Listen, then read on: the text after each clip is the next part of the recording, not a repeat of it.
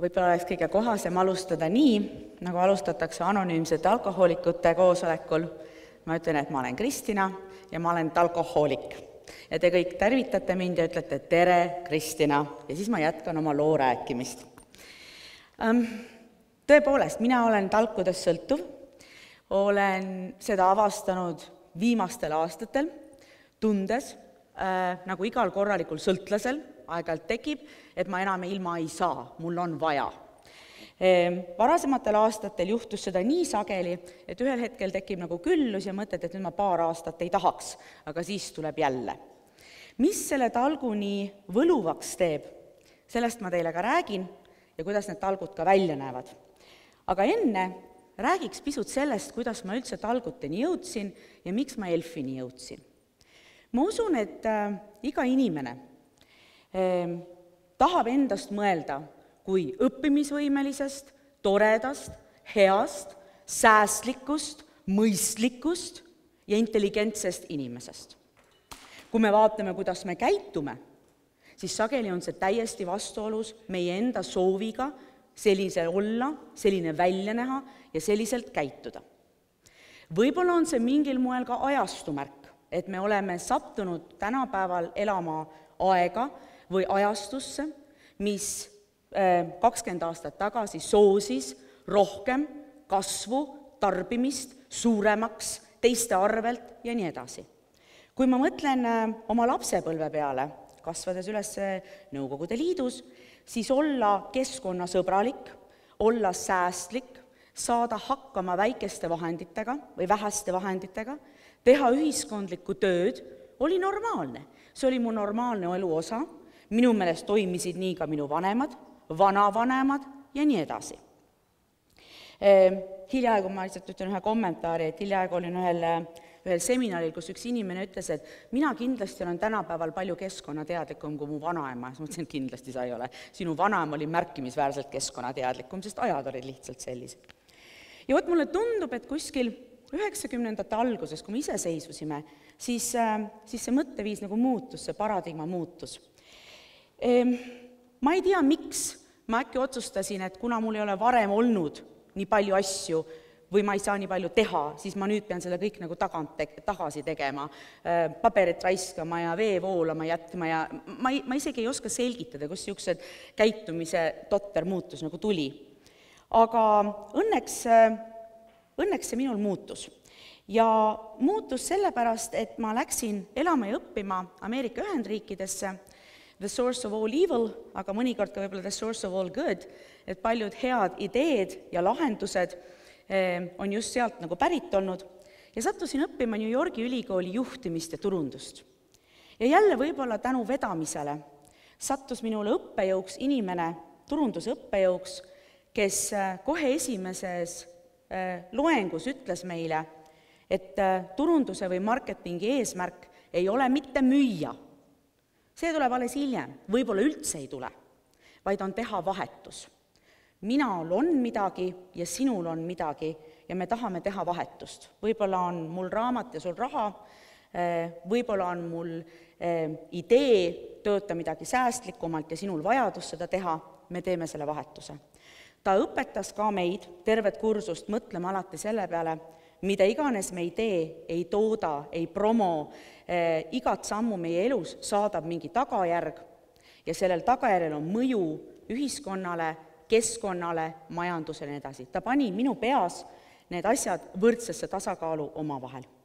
Teine asi, mis USA-s juhtus, oli see, et ma taas avastasin enda jaoks vabatahtliku tegevuse. Ja leidsin, et ma ei pea kõike, mida ma soovin, alati tegema tööl, vaid ma võin leida sinna juurde lisategevusi.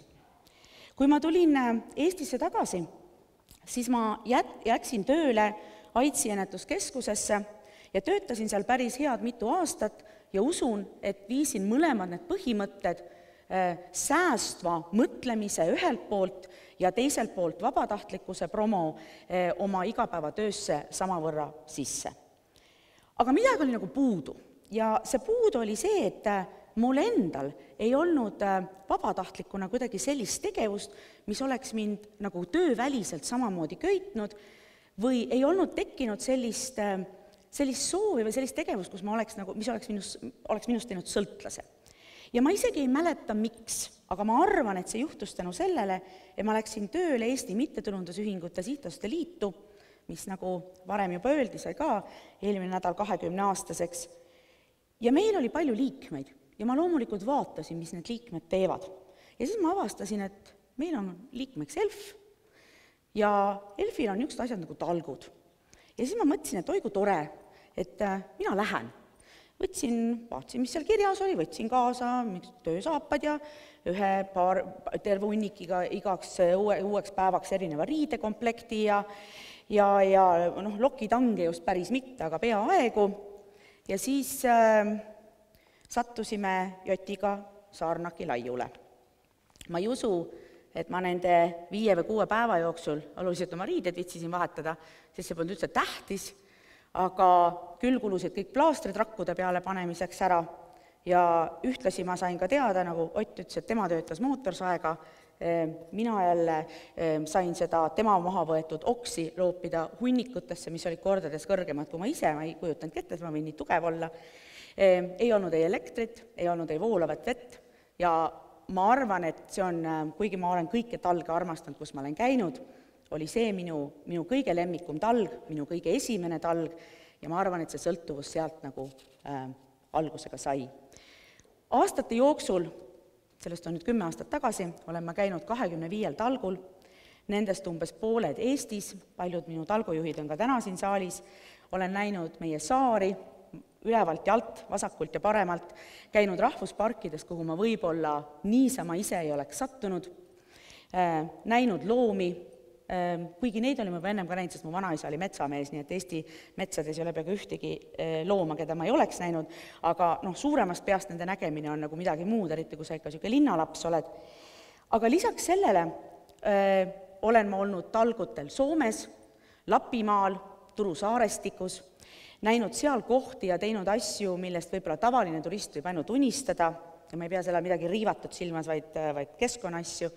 Olnud talguline Mauritiuse World Wildlife Foundation juures, olnud talguline Argentiinas, Buenos Aireses, küll seal ma ütleks, et ma ise pigem korraldasin need talgud, aidates selle turismikoha perenaisel, kellega me suurteks sõpradeks saime võtta punt 20 inimest kokku ja 4 päeva taas ehitada jõe deltas teid, mida mööda hobused said oma karjamaadele minna.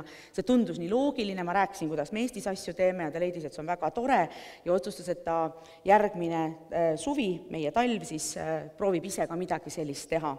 Olen proovinud käia või teinud niisuguseid talgupäevi Venemaal, Brasiilias ja väga palju Lõuna-Aafrikas, mis on aastaid minu koduks olnud. Igal pool on need tööd olnud sipa erinevad. Peamiselt ütleks ma, et ma olen võsa maha võtnud. See tundub olevat, nagu milles on minul professionaalsus. Seda oskan ma kõige paremini. Aga lisaks sellele olen ma kadakaid rohinud.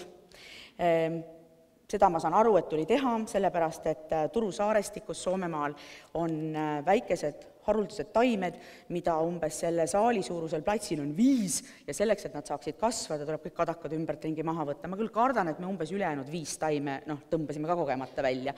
Aga tegijal juhtub mõndagi. Oleme ehitanud lambaaedu selleks, et teatud looduskooslust kuskil kaitsta, et loomad ei saaks sinna peale tulla. See on olnud väga tore töö.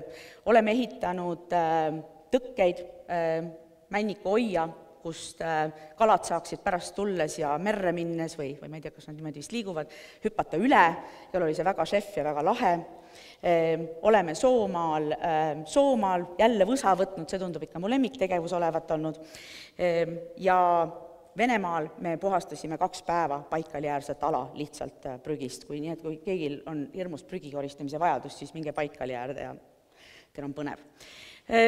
Olen Mauritiusel tuvide tiibu mõõtnud, sest teavad, Mauritiuselt olid pärit need väljasurnud suured tuvilised nimega Dodo ja need väikesed roosad Mauritiuse tuvid on nende kauged sugulased.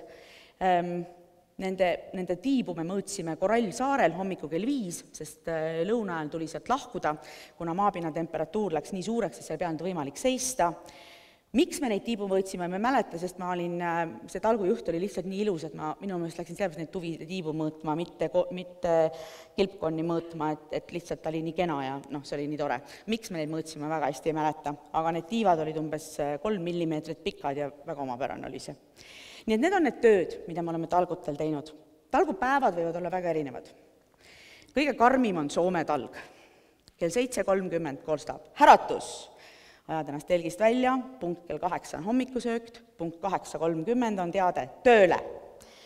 Kell 10 on teade vaheaeg. Kell 10.30 on teade tööle. Siis tuleb kell 12 lõuna. Tahad hakata natuke varem minema? Ei saa. Kell 13.30 on teade tööle tagasi. Kell 15 on teade paus. Kell 15.30 on teade tööle tagasi. Kell 17.00 tuleb panna tööriistad maha ja edasi ei tee. Ja kui mina ütlen, et aga ma lõpetaks ära, ei. Kõik. Eestis on pisut pehmem. Ja. Ma ei mäleta, et keegi oleks mind kamandanud kell 7.30 üles tõusma. Ma ei mäleta, et keegi oleks mul käskinud tööd lõpetada, kui ma tahan, aga ma ütleks, et minu meelelaadiga sobivad mõlemad. Küll aga võin ma öelda seda, et kui pärast Eestimaal või Venemaal või Mauritiuses või Lõuna-Aafrikas tehtud talge olen ma mõtlemis- ja liikumisvõimeline, siis Soome talgudel seda lootust ei ole. Ronid oma telki selleks, et kuulda kell 7.30 teadet äratus. Aga see tasub ära. Mida talg nagu annab ja miks just talgud, et ma võiks ju vabatahtlik olla muud moodi ka ja ma olengi. Ma olen mõne organisatsiooni nõukogus, teen oma vabatahtlikuna tööd, ma käin mõnikord hädas olevatel inimestel abiks tegema mõnda tööd, aga vaat see Elfi talgud, kus ma olen keskmiselt käinud 2 korda aastas, annab mulle võib-olla mõningaid muid asju, mis on mulle ääretult olulised. Mul on tunne, et ma lahutan meelt, aga ma lahutan seda hästi. Ma ei tarbi selle aja jooksul tõenäoliselt väga palju, elektrit pole, eks ole, voolavat vett ei tule, riided unustad pesemata, sest see pole üldse oluline, on ju. Mõnikord, kui sa oled kuskil saare peal, kui sa unustad õlled kaasa võtmata, ei saa sa ka neid tarbida, nii et see tarbimine on suhteliselt väike, aga meelelahutust kui palju, aga see meelelahutus on kasulik. Sa õpid selle aja juures midagi ja saad kanda midagi. Sa teed midagi kasulikku. Kui sõltlase tavaline probleem on ju see, et kui nagu see laks läheb üle, nii ma olen aru saanud, siis tekib pohmell või tekib võõrutusnähud. Vaat talgutega nagu seda ei ole. Et sa lähed nagu sujuvalt sellesse talgu välisesse ellu tagasi, sa tunned ennast paremana, ilusana, koogid mõned surnud satikad juustest välja, pesed oma ära näritud küüned ja käed puhtaks, on ju, ja lähed oma tavalisse ellu tagasi. Mul on väga oluline, et ma saaks pidevalt midagi õppida. Ma saan Elfi talgutel õppida tõenäoliselt rohkem looduse ja keskkonna ja loodushoiu kohta, kui ma oleks võib-olla saanud seda raamatutes või mõnel kursusel või võib-olla isegi töötades mõne keskkonnaga seotud alal. Sest kõik talgud on olnud erinevad, kõik tööd on olnud erinevad, kõik selgitused ja põhjendused on olnud erinevad ja see on ainult rikastanud. Ma tahan katsetada ja õppida, mida ma saan teha, kartmata, et ma ebaõnnestun. Sest mul ei ole sellist 3-kuulist katseaega, et kui sa kohe õiget oksa välja ei juuri, siis me rohkem sind talgutele ei võta. Seda hirmu ei ole. Võid ka mõne vea teha. Tõenäoliselt, kui sa kõik need ohustatud taimed üles nopid, siis tõenäoliselt ei võeta sind enam talgutele, aga mul vist ei ole seda õnnestunud teha. Et ma olen nagu suhteliselt korralik olnud. Üks vabatahtlikkuse raskusi, mis teeb paljudele inimesele vabatahtlikuna toimetamise keeruliseks, on see, et see tundub, et see on nagu aeg, mis on võetud või varastatud kallite ja armsate inimestega koos olemisest. Talg seda kindlasti ei ole. Sinna saab minna koos sõpradega, sinna saab minna koos partneritega, sinna saab minna koos lastega. Järgmine oluline asi on see, et see talg viib mind erinevatesse kohtadesse, ta viib mind minu kodust kaugemale. Ja ma ei pea ainult silmas siin, et ta viib mind Eesti riigist kaugemale, kuigi ma peaks ütlema, eks ole, et tallinlasena suutsin ma soome keelt lugeda ja aru saada igas nüansis, rääkimine jäi võib-olla natuke probleemseks, käies iga aasta nädala Soomes talgutel, on mul ka tasuta keeleõppe pidevalt olemas, mis on väga-väga hea. Ja ma saan ka Eestis, nagu öeldud, minna paikadesse, kohtadesse, mis on minu tavalisest elukohast Tallinna linnast kaugemal ja ma õpin kogu aeg midagi juurde. Mul on tunne, toimetades ELF-is, et ma olen osa millestki suuremast. Et ilmselt see tänapäeva globaalne teadlikkus on lihtsalt nii palju suurem meis kõigis ja ma pean hoolitsema, et ma oma tegude iga päevaga olen ka nagu kuidagi osa kas sellest teadlikkuse tõstmisest või vähemalt enda teadlikumaks tegemiseks. Ja ma arvan, et see ELF-i talg võimaldab mul seda teha. Ja siis on veel üks väga oluline nüanss, on see, et tänapäeva ajastul ei ole inimestel kerge olla vabatahtlikuna seotud pikaajaliselt konkreetsete lubaduste ja asjadega. Minul näiteks oleks väga raske olla vabatahtlik eluliinil ja lubada iga päev, või ütleme, et ma iga neljapäev kella 12 kella 3 olen konkreetses kohas ja vastan hädavajajate telefonikõnedele. Ma ei saa seda teha, minu töö iseloom on teistsugune. Aga ELF-i talgutele, nad saavad alati minu peale loota, aga ma saan seda teha endale sobival ajal. Nii et need asjad määravad väga-väga palju. Nüüd, nagu ma ütlesin, et mis on väga oluline minu jaoks on see, et ma saan seda teha koos inimestega, kes on mulle armsad ja kallid. Ja minul on õetütar Martina. Martina on 8-aastane ja tema on käinud talgutel juba 2 korda. Ja tema meelest on need meeletult ägedad asjad.